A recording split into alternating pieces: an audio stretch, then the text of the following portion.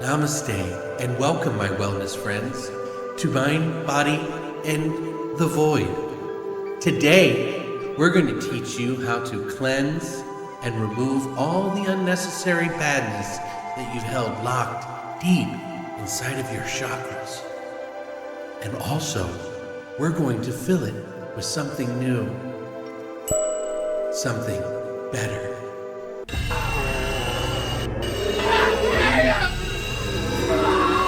I hope you'll join us today for a wonderful new adventure in life.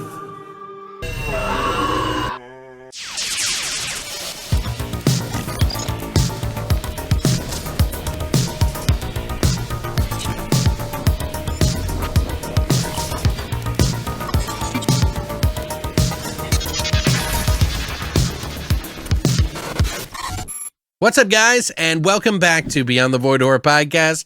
My name is Alex, and today we're going to be doing a spoiler-free review of a movie that's coming out May 7th called Mind, Body, Spirit.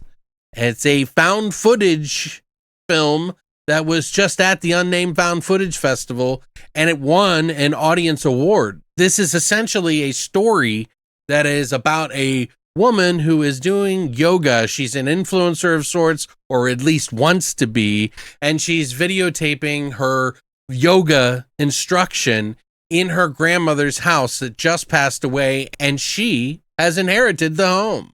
What better way to start her new life than to do it in a new house? She finds a hidden room that leads to a bunch of stuff that she didn't know about her grandmother. Stuff she thinks she might be able to add to her show called Mind, Body, Spirit.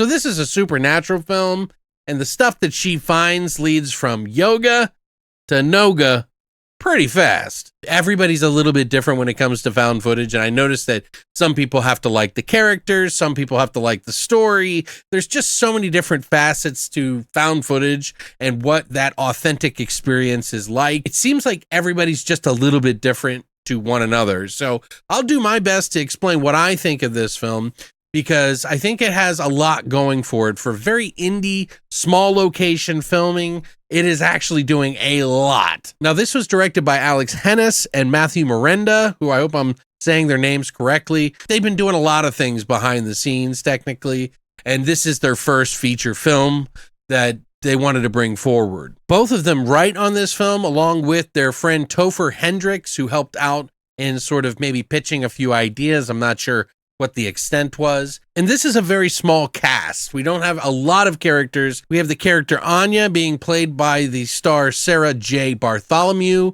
and her friend Maddie Breedy, who's playing the character of Kenzie, who she kind of introduces in the process of everything going on. Now, there is some background story going on. You know, the grandmother was sort of estranged, and the mom doesn't really know much about her. But that's all you really need to know. This is a pretty straightforward story that goes places that you kind of expect, but they do a lot of really interesting sort of sight gags. A lot of found footage films, if you notice, will have these sort of moments in the film where things go weird or haywire. Maybe they have something hidden off in the background. This movie does a pretty good job of showing those little sort of gags and sort of treats, the horror treats that you need to kind of feed you along the way to the very end, which sometimes they're very subtle, which I really like in found footage films in general, because it leaves that sort of tense moment in the film that is just kind of sudden. You don't think about it. It's happening during some normal dialogue that you would never expect. In fact, I had to go back a couple of times to see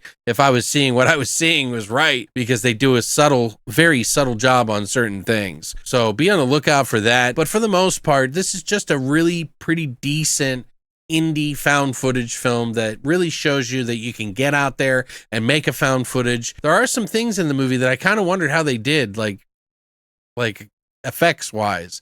And I didn't know if they were actually special effects, practical effects. So there's that. Although there is a couple of moments that I did see in some of the gags that I could tell the difference. But it's really hard to do that kind of scene safely. So I can see why they chose that. But there are a couple of moments in the film where it gets a little nasty, a little bloody, and there's a little bit of gore in this movie, but not a whole lot, okay? Just know that when you're going in for sort of a thrilling found footage that's got a little bit of eeriness to it and a lot of ingenious moments that kind of have sight gags and things. I say gags, by the way, not in a sense like they're cheap. I mean, they're just gags. They're just things that you would see in the movie that would kind of make the movie more interesting. Now, the character, I actually really didn't mind at all. She was actually pretty decent, and I felt like she does a really good job of transforming in this film, as well as one of the other characters who does it very spot on. There's just some characters that do a really good job in this film. I think it really nails what they needed to do for each of these roles for the most part. There is a little bit of roughness in some of the acting towards the end, but I think it's all suitable for this film.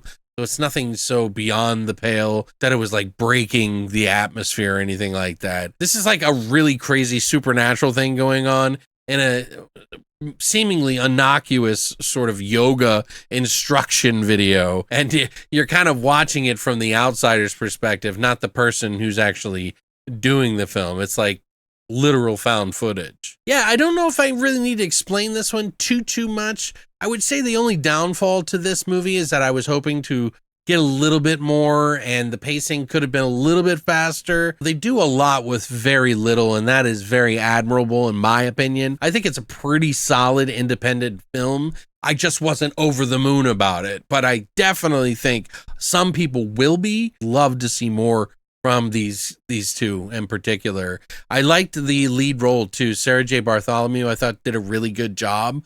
She's in some moments likable, some moments naive. These aren't exactly like Oscar, moments. This is found footage after all, but they're definitely appropriate and feel like they fit in this film. And I thought that everyone did a pretty decent job here. So I would say go check it out. May 7th. It's going to be on all your digital platforms. Definitely recommend checking it out. You might be higher than I am on the level, but I'd say at about a 7 out of 10 right here on this one. I wanted some more from it, but I understand that financially they did a lot with what they had. Maybe if I see it a second time, it could go up. I don't know. I definitely enjoyed it, and I think you will too. So I highly recommend checking it out and seeing what you think.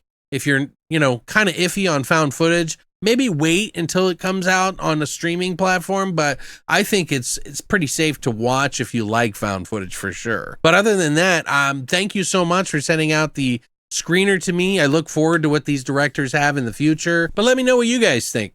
Have you seen the trailer for this? Were you interested in seeing this movie? Do you like the concept of a yoga instructor getting into some supernatural messiness? As I sure did. Let me know what you think in the comment section down below. And if you enjoyed this video, please hit the like and subscribe button. We're almost at 5,000, guys. 5,000 subscribers. That's amazing. So thank you for that. I'll be letting you know when that happens, by the way. But other than that, thanks for coming by. And as always, long live the void.